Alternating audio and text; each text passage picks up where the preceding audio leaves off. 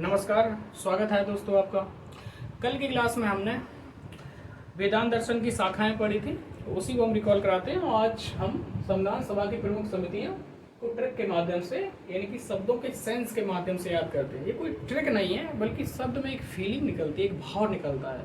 उसी भाव के साथ आप सही आंसर को ऑप्ट कर सकते हैं, उसको चूज कर सकते हैं। ठीक है, ऐसे भी याद करते हैं। सबसे पहले कल का रिवाइज कर लेते हैं। कल हमने पढ़ा था अद्वैत दर्शन। अद्वैत यानी कि शंकराचार्य, आचार्य शंकर।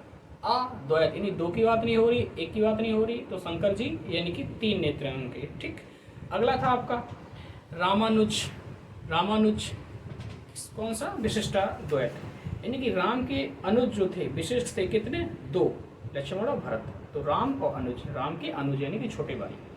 अगला था आपका बल्लवाचार, यानी बल्लभ जो शुद्ध भोजन खाएगा 2 बार, दिन में 2 बार जो शुद्ध भोजन करेगा उसमें ही तो बल्लभ बल होगा, वीर होगा, तो बल्लभ, आचार बल्लभ। अगला निम्बार्काचार, यानी द्वैता द्वैत, यानी 2 और 2 4, यानी कि दिन दुगनी रात चौगनी वृद्धि कब होती है? जब आप वर्क करते हैं, कड़ी मेहनत करते हैं। निम्बार्का, लेकिन यहाँ पे नहीं कर रहे हैं तो कैसे वृद्धि होगी, कैसे प्रगति होगी? अगला है आपका मध्वाचार, यानी द्वैता द्वैतवाद। द्वैता द्वैतवाद का मतलब मध्वाचार का मतलब द्वैताचार। द्वैत केवल 2 की बात हो रही है, तो 2 लोगों के बीच की जो बात होती है उसे मध्य कहते हैं यार, मध्य कहते हैं। ठीक है, यानी 2 लोग खड़े हैं, उसके बीच में कोई खड़ा है तो उसे क्या कहेंगे? मध्य, यानी कि मध्वाचार। चेतन महाप्रभु यानी अचिंत भेदा भेदभाव। तो अचिंत यहाँ पे भी चित्त शब्द है। चित्त का मतलब मन, ठीक है, मस्तिष्क, आपकी चेतना। यहाँ पर भी चेतन महाप्रभु है, कोई ऋषि है जो चेतन शब्द जोड़े, चेतन हो गए, जिसमें अपनी चेतना को जीत लिया है। तो इस प्रकार से आप याद कर सकते हैं। चारवाक दर्शन यानी भौतिकवादी, ये मैंने बताया था। अजीत केश काम्बलिन, जो अपने केस को ही बिलिन यानी कि मलने में लगा रहता है, केसों से संबंधित। जैसे केस यानी केस जो कटाता है, हेयर स्टाइल, कभी कोई स्टाइल कटाता है, कभी किसी प्रकार की, तो ये लोग कैसे होते हैं? भौतिकवादी होते हैं, इनका अध्यात्म में कोई रुचि नहीं होती है। ठीक है, अगला है आपका पूर्ण कश्यप या पुराण कश्यप भी कहते हैं, यानी कि जब वर्क पूरा हो गया, कंप्लीट हो जाता है, तो आप क्या करते हैं? अक्रिय स्थिति में आ जाते हैं, कोई कार्य नहीं करते हैं। ठीक है, क्रिया नहीं कर रहे थे तो अक्रियवादी। अगला है मखली गोशाल, नियतिवादी है। मखली गोशाल यानी गोशाल यानी गाय जहाँ रहती है, गौशाला। तो गाय को क्या है? नियति है, वो जिए या मरे, ठीक है, कोई फर्क नहीं पड़ता है। अगला पकुदा कच्चायन, किसी को फल पके की उम्मीद थी लेकिन कच्चा मिल गया, या फिर कक्कायन, ठीक है, कच्चा मिल गया, तो क्या हुआ? उसकी नियति है, उसका भाग है, खराब भाग, फूटा हुआ भाग कहते हैं जैसे। ठीक है, अगला है संजय वेलट पुत्र। संजय जैसा कोई जो दूरदर्शी व्यक्ति होगा तो उसमें कोई संदेह की गुंजाइश नहीं रहेगी। ठीक है, तो संदेहवादी या फिर अनिश्चयवादी। आइए चलते हैं, संविधान की प्रमुख समितियों को याद करते हैं। तो जो भी मैं रिकॉल कराता हूँ उसको आप भी रिकॉल करने की कोशिश किया करिए। 1-2 बार आप रिकॉल करेंगे, सारी चीज़ें स्पष्ट हो जाएंगी, याद हो जाएंगी हमेशा के लिए। ठीक है, और वो भी रिकॉल करिए, शब्दों से ही रिकॉल करिए जैसे मैं बताता हूँ, नहीं तो आज याद किए 10 दिन बाद, 1 महीने बाद आप भूल जाएंगे। अब है संघीय संविधान समिति, संघीय शक्ति समिति और राज्यों के लिए समिति, जवाहरलाल नेहरू की थी। एक तो सेंस ये कि जिन शब्दों, जहाँ भी संघीय शब्द लगा है, संघीय, यहाँ भी संघीय है, उस कमेटी का संबंध जवाहरलाल नेहरू से। एक बात। दूसरी बात, संघीय, घीय शब्द से क्या निकल रहा? घी है, यानी घी। ठीक है, आप अगर यहाँ निकल रहा है जवा, जवा यानी कि जवान, जवान। आप अगर हमेशा जवान रहना चाहते हैं, तंदुरुस्त रहना चाहते हैं, तो आप घी खाओ, खूब शुद्ध गाय का शुद्ध घी खाओ, या शुद्ध भैंस का शुद्ध घी खाओ, या गाय का शुद्ध घी खाओ। संघीय, घी शब्द निकला यानी कि जवा रहना चाहते हो। इसी प्रकार से यहाँ पे भी घी है, यानी कि घी खाओ, शक्ति बढ़ाओगे, जवान रहोगे। राइट, अब अगली राज्यों के लिए समिति। राज्यों के लिए समिति, बहुत सारे राज्यों ने कहा कि ऐसा करिए, हमारे लिए एक कमेटी बैठा दीजिए, वही रिसर्च करेगी क्या सही है हमारे लिए, क्या गलत है। तो उस कमेटी में कौन होगा? एक ऐसे लोग को शामिल किया जाएगा जो न तो इनके पक्ष की बात करे, ना उनके विपक्ष की बात करे, यानी कि जो निष्पक्ष हो। तो क्या होगा? कोई बाहर का लोग, बाहर का ही व्यक्ति होगा, बाहर का, यानी कि बाहर यानी कि बाहर का व्यक्ति। तो राज्यों के लिए कोई कमेटी गठित की, निष्पक्ष तौर पे न्याय कर सके तो बाहर के व्यक्ति को सम्मिलित करो। ठीक है, किसी घर के अंदर के लोग को सम्मिलित करो। तो ये आपने, अगला है प्रारूप। प्रारूप से एक निकल रहा है रूप, प्रारूप कमेटी BR अम्बेडकर, यहाँ से निकल रहा अम्बे। ठीक है, अम्बेडकर यानी कि अम्बे का मतलब अम्बी माता, ठीक है, दुर्गा माता को ही अम्बी माता कहते हैं। तो उनकी मूर्त आपने देखी होगी मंदिरों में, उनकी मूर्त कितना रूप सुंदर होता है, तो प्रारूप रूप सुंदर होता है किनका, अम्बे माँ का। तो इस प्रकार से आप रिलेट करके सबको को जोड़ के याद कर सकते। अगला, प्रांतीय संविधान समिति वल्लभ भाई पटेल, मौलिक अधिकार अल्पसंख्यक जनजातीय मामलों पर सलाहकार समिति, ठीक है, दोनों भी वल्लभ भाई पटेल है। कैसे याद करोगे, प्रांतीय संविधान समिति, ये बताइए प्रांतों के एकीकरण का मामला या फिर रियासतों के एकीकरण का दारोमदार या बागडोर किसके हाथों में देखी थी, तो वल्लभ भाई पटेल को, वल्लभ भाई पटेल और बीपी मेनन को, ठीक है। तो उस समय जो हमारे जो राज्य हुआ करते उनको प्रांत कहते थे, प्रोविंस कहते थे, उस समय स्टेट नहीं हुआ करते। स्टेटों का अस्तित्व तो हमने स्टेट बनाया, यानी कि जब संविधान लागू हुआ तब हमने कुछ स्टेट बना दिए थे, ठीक है, तो उनको स्टेट कहने आने लगा था। हालांकि स्टेट का मतलब देश से होता है, मैंने आपको बताया था, ठीक है। तो प्रांत पहले होते थे प्रोविंस, प्रोविंस, और देश के जो प्रोविंस जितने सारे थे उनको एकीकरण का बागडोर दी थी हमने वल्लभ भाई पटेल को दी थी, राइट, एक बात। दूसरी बात, मौलिक अधिकारों से संबंधित समिति हो या फिर अल्पसंख्यक माइनॉरिटी के संबंधित कुछ मामले हो या फिर जनजातीय मामलों से संबंधित पर सलाहकार समिति, यहाँ एक शब्द निकाल दो सलाह, ठीक है, वैसे इतना बड़ा आएगा आप स्वयं याद करके लगा लो सलाहकार से। जब भी कोई बात होती है हम सलाह किससे लेते हैं, अपने बड़े जो होते हैं उनसे लेते हैं, नहीं बड़े भाई होते हैं, बड़े भाई से हम पूछते हैं क्या सही है क्या गलत है, राइट क्या है रॉन्ग क्या है, ठीक है। तो इस प्रकार से ये याद कर सकते हैं। अगला, इस पर 2 उप समितियाँ भी बनाई गई हैं इसी पर, एक है मौलिक अधिकारों पर उप समिति और एक है अल्पसंख्यक अधिकारों पर उप समिति। तो मौलिक की ऐसी बात लेना, जेबी कृपलानी, कृपलानी, आप देश के नागरिक हैं और इसीलिए आपको मौलिक अधिकार प्राप्त है।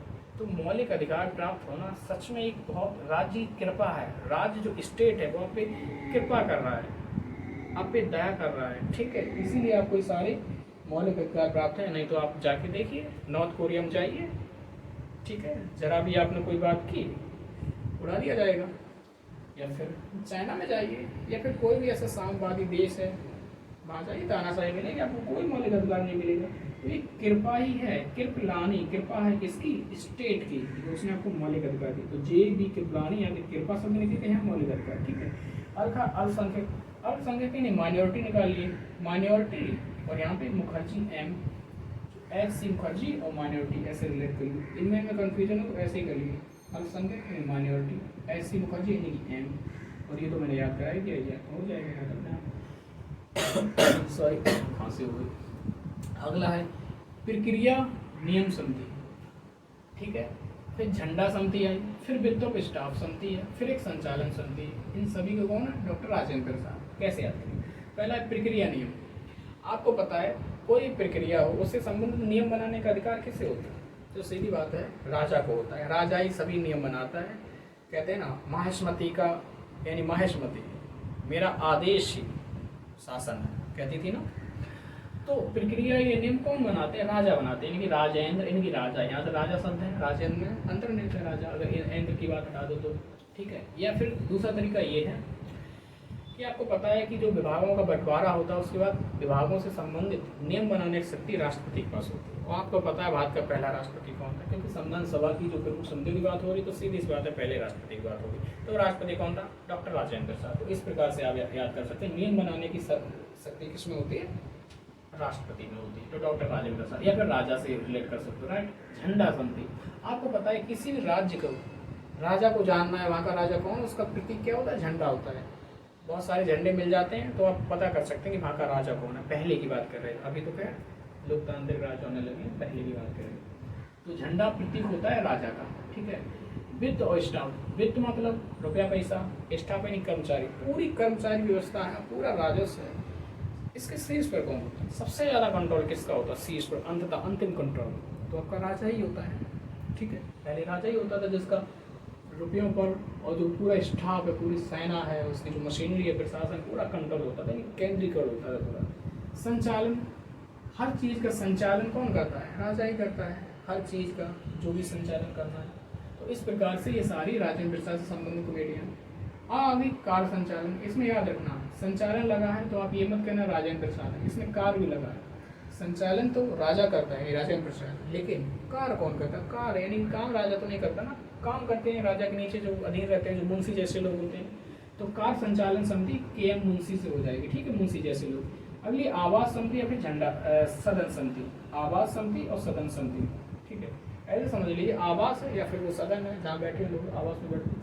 आपको अपनी किसी भूमि पर आवास बनाना है, घर बनाना है, तो उसके लिए क्या जरूरी है? आप जरूरी है आपका पट्टा आपके नाम होना चाहिए, पट्टा उसका आपके नाम होना चाहिए, उसकी जो रजिस्ट्री आपके नाम होनी चाहिए, तभी आवास बना पाओगे, अन्यथा आप बनाएंगे तो म्यूनिसिपलिटी वाले लोग आएंगे तो गिरा देंगे, ठीक है, जैसे नोएडा में अभी गिराया गया था। तो आवास या सदन समिति, आवास समिति घर तभी बना सकते जो आपको पट्टा हो आपके नाम पर। प्रेस दीर्घा समिति, उषा नाथ सेन, यहाँ उषा शब्द है, यहाँ सैन यानी कि सन। उषा का मतलब होता है सुबह सुबह, सूर्योदय से पहले की जो बेला होती है उसे उषा काल कहते हैं, उषा। और सन का मतलब सैन यानी कि सन यानी कि सूरज है, यानी कि उषा जैसे ही अब देखते हैं सुबह सुबह कहा है जब सूरज नहीं निकला है, लेकिन सूरज जैसे ही निकलने जा रहा है, यानी कि उषा काल यानी सूरज से पहले काल, और सन यानी कि सूरज की बात होगी। तो जैसे ही धीमे धीमे सूर्य निकलता है, उषा काल के बाद सूर्य निकलता है, उसी समय आप देखते हो आपके पास अखबार वाले लोग आ जाते हैं, यानी प्रेस वाले लोग आ जाते हैं, वो अखबार बांटना शुरू कर देते हैं। और साथ ही साथ रेडियो पर भी आपको 6 या 6:30 या 7 बजे से न्यूज़ शुरू हो जाती है, ठीक है। तो प्रेस दीर्घा समिति, हर दूर दूर की दूरी पर लोग जाते हैं और अखबारों को वितरित करते हैं, उषा और सैन से, ठीक है।